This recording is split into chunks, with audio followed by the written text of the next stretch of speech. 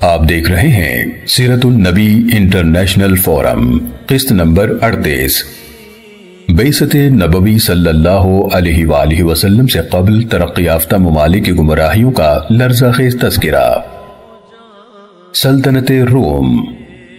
مزید آگے بڑھنے سے پہلے سیرت النبی انٹرنیشنل فورم کے چینل کو سبسکرائب کر لیجئے اور بیل کے بٹن کو دبا دیجئے تاکہ آپ کو آنے والی ہر نئی ویڈیو کی اطلاع ہو سکے۔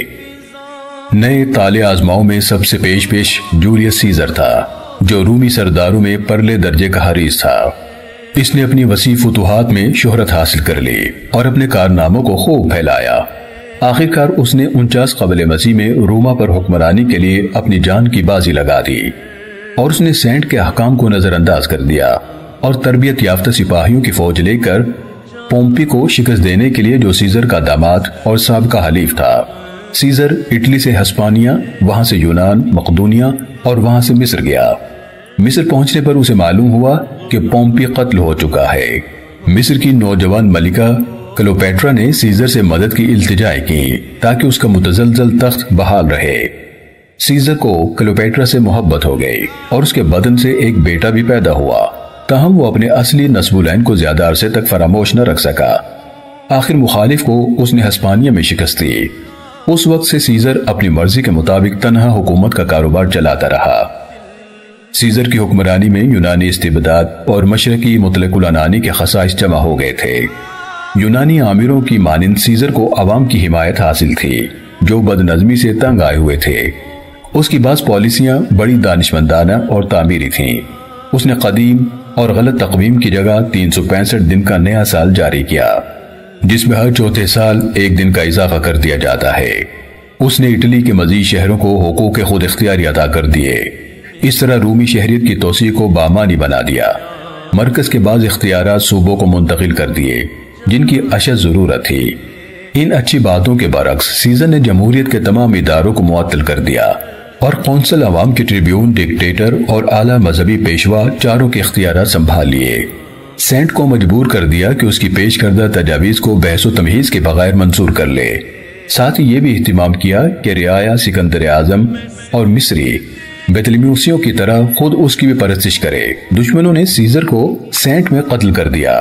آکٹیوین، جو اس کی بھانجی کا بیٹا تھا، اس کا جانشین بنا اور اس کے نقش قدم پر چلنا شروع کر دیا۔ اس نے اپنے 15 سالہ دور حکومت میں دشمنوں کو عبرتناک شکستیں دیں۔ اس کا سب سے بڑا اور آخری حریف مارک اینٹونیو تھا، جو اس کی بہن آکٹیویا کا شوہر بھی تھا۔ وہ مصر چلا آیا تاکہ مصر کی ملکہ کلوپیٹرا سے مدد طلب کرے، لیکن وہ اس کی محبت میں گرفتار ہو گیا۔ اس عشق بازی نے اسے قابل سپہ سالاری کی صفات سے بھی محروم کر دیا۔ نیز اپنے اہل وطن کی نگاہوں میں اس کی جو قدر و منزلت تھی وہ بھی جاتی رہی۔ وہ اب روما کا جری جرنیل نہیں رہا تھا، بلکہ مصر کی ملکہ کا خامد بن کر رہ گیا تھا۔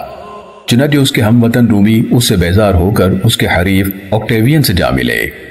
30 قبل مسیح میں اس نے مارک اینٹونی کو شکست دی۔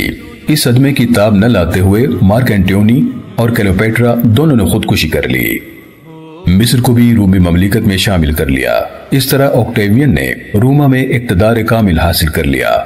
جمہوریت نے جو مدت سے بستر مرگ پر ایڑیاں رگڑ رہی تھی، دم توڑ دیا۔ اس کا مقصد یہ تھا کہ جمہوری اوضاع قائم رہے، مگر اپنے اختیارات بڑھا کر حکومت کا اقتدار مستحکم کر لیا جائے۔ وہ اپنے آپ کو رومی جمہوریت کا بحال کنندہ کہتا تھا۔ جمہوریت پرستی کا کردار قائم رکھنے کے لیے وہ ہر نمائش سے احتراز کرتا۔ ایک سادہ سے مکان میں رہائش پذیر رہا۔ اس کے بچے بھی عام لوگوں کے بچوں کی طرح گھریلو کام کاج سیکھتے، سرکاری دعوتوں میں بھی اعتدال کو ملحوظ رکھتا۔ وہ اپنے آپ کو شہنشاہ معظم یا سیزر کی طرح دیوتا کا بیٹا کہلانے کے بجائے جمہوریت کا پہلا شہری کہلانا پسند کرتا تھا۔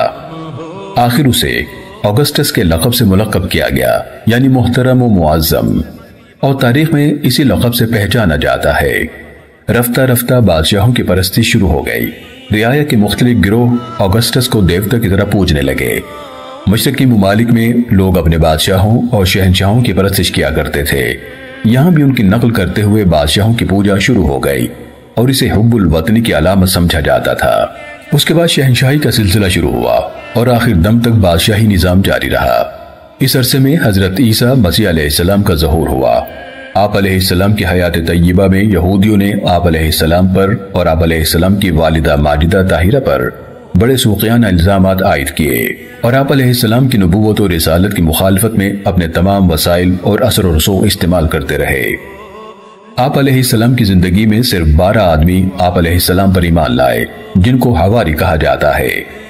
آپ علیہ السلام کا لایا ہوا نیا دین آپ علیہ السلام کے آسمان پر اٹھا لیے جانے کے بعد پہلی 2 نسلوں میں آہستہ آہستہ پوری رومی سلطنت کے اندر پھیل گیا۔